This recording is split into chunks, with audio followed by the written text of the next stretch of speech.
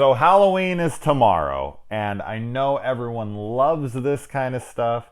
This is a ranking list. I've never done this before. This is my first ranking list in over 2 years of my channel. I don't do these even in like my private circles, like my private Sinister Cinema group that I have with a few friends.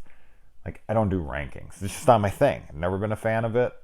You know, I don't like to compare films. It's just never been something I've been into, but you know what? Screw it. It'll be fun. We'll talk about it. I'll get blasted.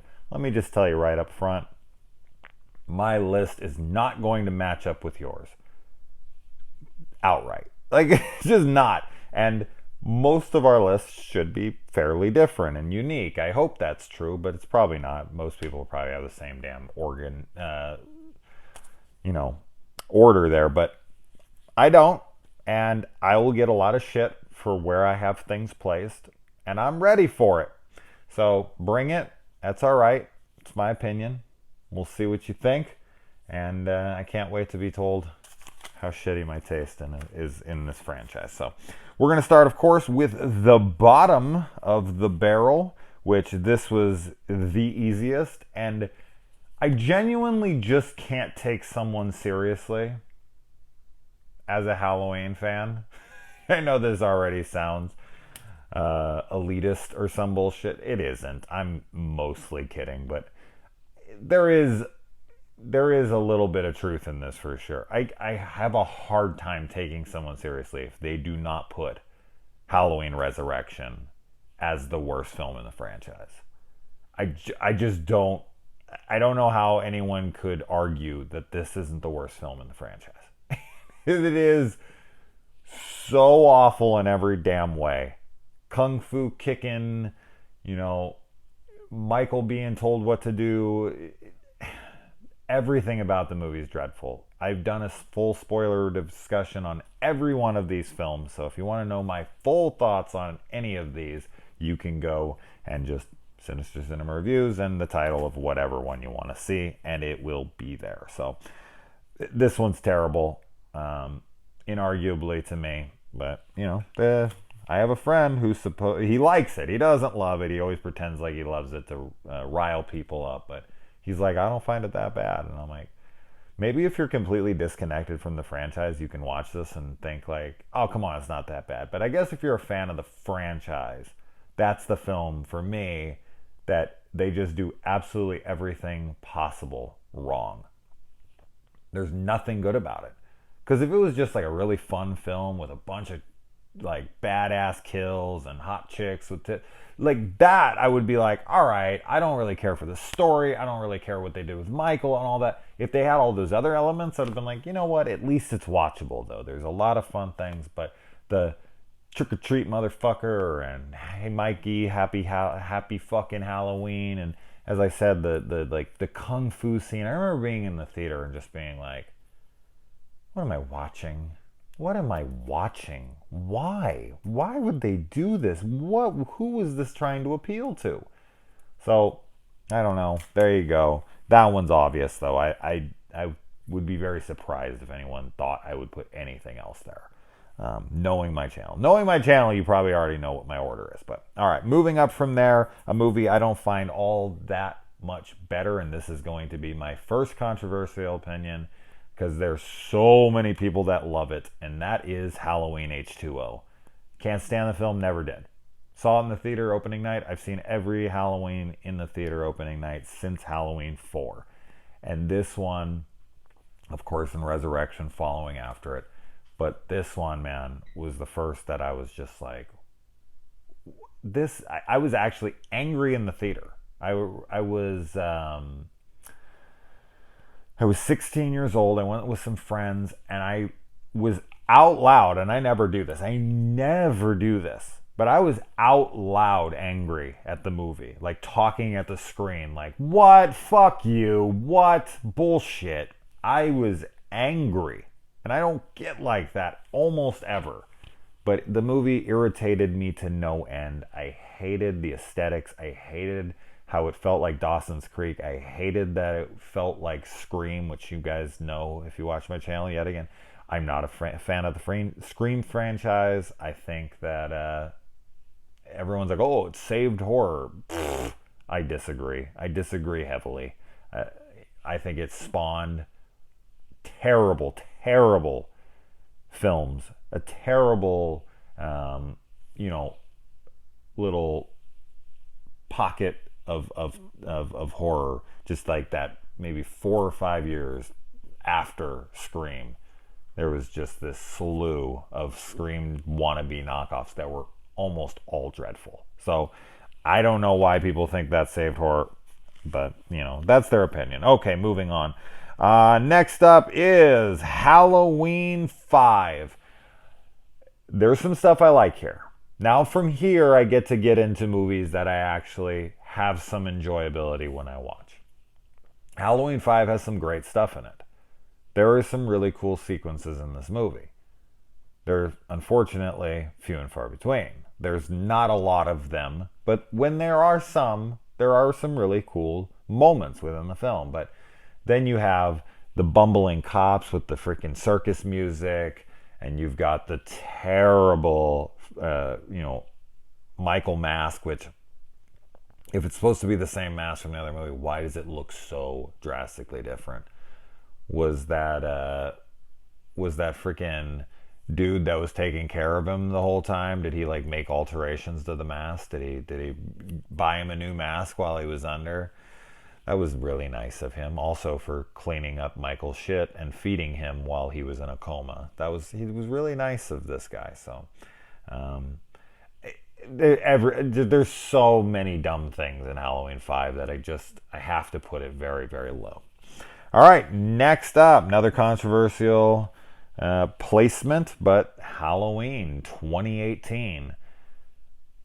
Another film I have just tremendous problems with. I got into like a 40-minute discussion on my channel about every single individual problem I had with the movie. And as I've said many times, my biggest issue lies in the casting of Jamie Lee Curtis and bringing it back to Laurie Strode.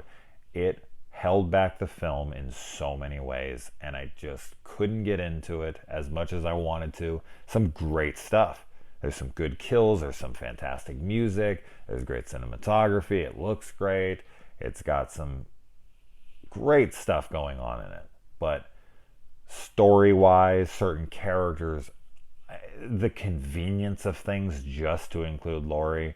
Oh, Michael just happens to end up in Laurie Strode's granddaughter's best friend's closet of the house she's babysitting in, and he's just sitting in there for no reason at all. Why is he in there?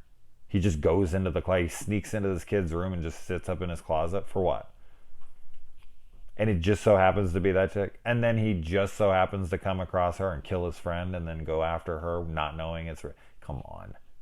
It's just stuff like that. I was like, and now I know that sounds a little nitpicky, but there's plenty of other things that I don't care for, and as I said, I've knocked that out on my channel, so want my full thoughts go there. All right, next up in number 7 is going to be Rob Zombie's Halloween 1. This one I like more than I don't like. This is where I think the films start to tip over into the I like them more than I dislike them. Everything before this I think I liked. Like with Halloween 2018, I think I disliked a little more than I liked. And this one, I like a little more than I dislike.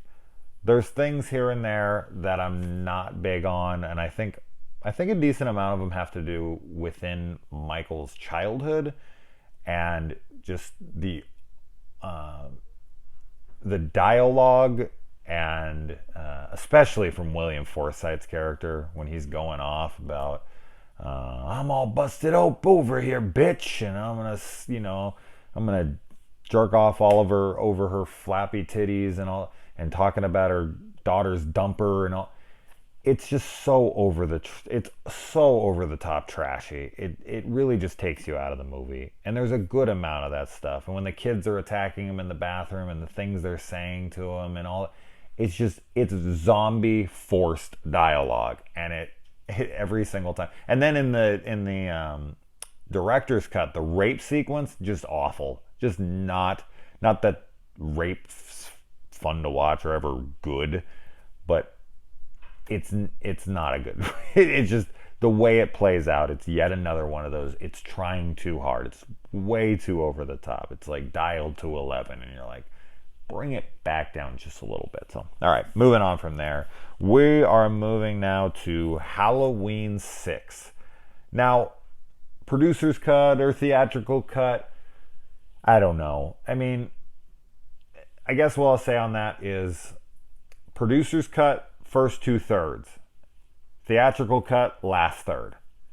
There, you kind of slap those together and you've got the best version of Halloween 6. Yes, you could cut certain other parts out, this and that, but it's the last act of the producer's cut that loses me. But the first 2/3, I've argued this, feel tonally the most like Carpenter's original when it comes to the stocking, the music, the autumn weather, all that stuff. It very much feels Halloween.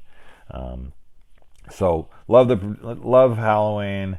The Curse of Michael Myers. I remember that was the first one I saw in theaters when I was really old enough to get it and appreciate it at the time, and I loved it. Even when I was, because that movie came out when I was 13, and I got it on VHS when I was 14, and I remember I came downstairs and I actually announced to my family like they would care. I remember I walked like halfway down the stairs and they were all in the living room doing something, and I was like, hey, I have an announcement to make. And they all looked up at me like, what? Are you gay? And I was like, well, yes, but that's not what I'm saying right now. I'll tell you that later. And so I was like, hey, I just want to let you guys know that I think Halloween 6 is my favorite in the franchise now over 1.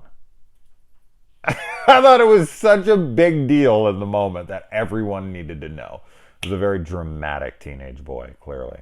And they it's like that moment in the movie where all the typists are doing something and somebody does something and they all stop and all the sound drowns out of the film, and then everyone is waiting for them to finish and they think something's gonna come of it, and everyone just kind of goes back and starts typing again, and the person's like, hey, I'm serious here.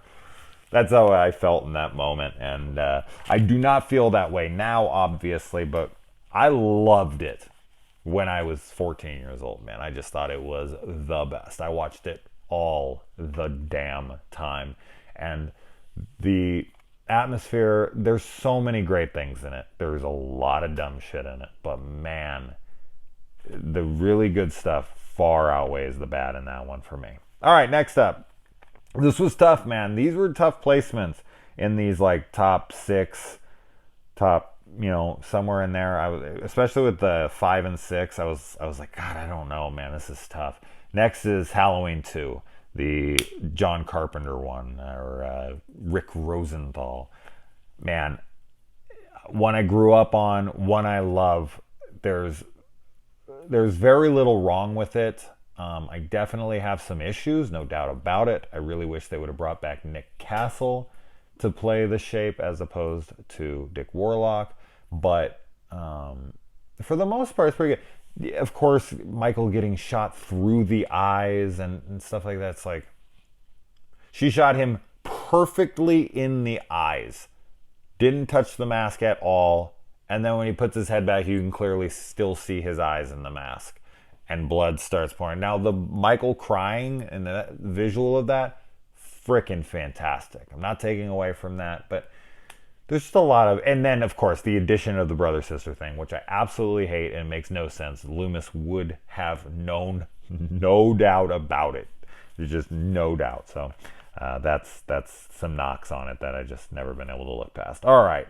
And next up at number 4, we have Halloween 4, The Return of Michael Myers, a movie that this is another one I feel like I could put it up to. This is where 2 and 3 and 4 for me are all kind of in contention for number 2. It's just kind of like, this is so difficult. And I made this list fast because I didn't want to sit here and think about it. When I knew I did, I'd just switch it all around and be like, oh, well, I don't know. I kind of like this more. And then Halloween 4 for me, definitely feels the most like it's set on Halloween night. That for me is one of its biggest strengths. The atmosphere in this film is incredible. Dwight H. Little did such a fantastic job directing this film from an atmospheric standpoint. The story is pretty messy. They set up things that they never really, followed through with.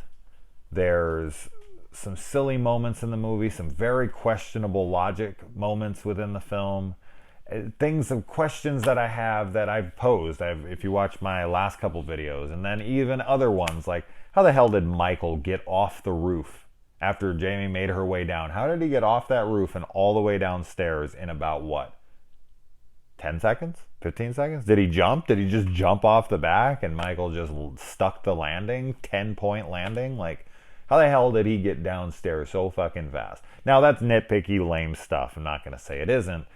But there are those things where there's so many questions, and I'm not going to pose all the ones that I had put in my last video of like goofs in the franchise, continuity goofs, continuity errors, questions that those movies had posed for me. But that's yet another one, and I'm sure I could come up with another like 5 off the top of my head. But moving on. All right, next up we have One More Day to Halloween, Halloween 3. This is a film that is loved or hated. This is this is one of those films in this franchise, one of the horror movies out there, one of the movies out there that's just like, it was absolutely panned when it came out. We all know the story, and now it's found its cult following. I saw it when I was a kid. I was a Myers fanatic, so at that time I just didn't get it at all, and I honestly couldn't tell you when my love for it came to be. I don't remember the viewing that sold me, but there's another film with an incredible score. John Carpenter's score in Halloween 3 is just fantastic. I love the characters in the movie. People can say it's creepy and weird, and that Tom Atkins' character, Dr. Chalice, is this sleazy guy and blah, blah, blah. I don't know. He always worked for me. I never had an issue with that. That's probably because I'm a sleazy son of a bitch. I don't know. Whatever it was, I love him. I love this film. I legit couldn't say almost anything bad about it. I could nitpick, and I'm sure I did in my Halloween 3 review. There's questions and this and that, but that's going to be in any film. I have it for the first freaking Halloween. So, yeah, Halloween 3 just has, yet again, fantastic atmosphere. Love the feeling of this movie.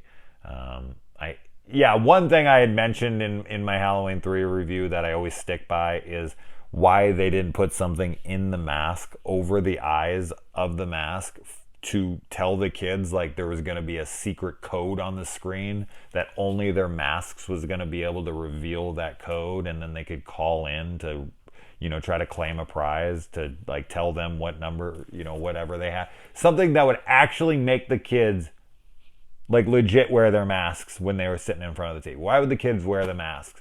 They'd be like, put on your masks. Then the kids would be like, I mean, yes, there would be some kids, but a lot of kids would be like, I'm not putting on my fucking mask. I'm just sitting here to watch it, watch the magic pumpkin.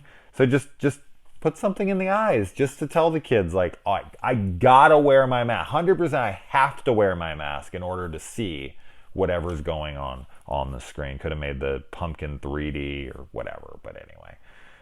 Okay. And there's only 2 left, so I'm sure you can guess the order of this, and people are already like, this guy's out of his fucking mind. He's lost it. He's crazy. Whatever. I don't care. Next up, number 2 in the Halloween franchise. And that's fitting for some people because they do think this is number 2, i.e. shit. Rob Zombie's Halloween 2. I herald it as one of the greatest slasher films ever made. I just did a live stream, live commentary on Drum Dum's, Lee McCoy's channel, Tonight, we just did, it was like a 2.5 hour live stream. I sat on there with him. He watched Halloween 2, Rob Zombie's Halloween 2, and I talked to him during the entire thing. We broke down every single damn scene, every single possible theory, every single stupid little nuance thing that we loved within the film. I think it is amazing. Is the white horse thing stupid? Yes. Besides that, I don't care. I think this movie is fucking a slasher masterpiece. I don't care. I don't care. I'll defend it. I will defend it to death. And of course, Halloween is the number one. I mean, it's hard to think of anybody who would put Halloween as anything lower than that. But I mean, I'm not saying you're wrong by any means. I can absolutely see somebody liking. I mean, my buddy Wyatt Terwilliger, Rob Zombie's Halloween 2 is in his top 10 favorite films of all time. So there are people out there like me that love that damn movie. So there are fans of it. Every movie you've seen that you think is shit, somebody loves. Remember that. One man's trash, right? So there you go. The Halloween franchise ranked. You're probably not going to see that again anytime soon. But there you go. I'm definitely wanting to see your list, see how it stacks up to mine. We'll see if anybody matches mine exactly. But please only do that if that really is your list. No brownie points from me. All right, guys. Adios and see you tomorrow for Halloween.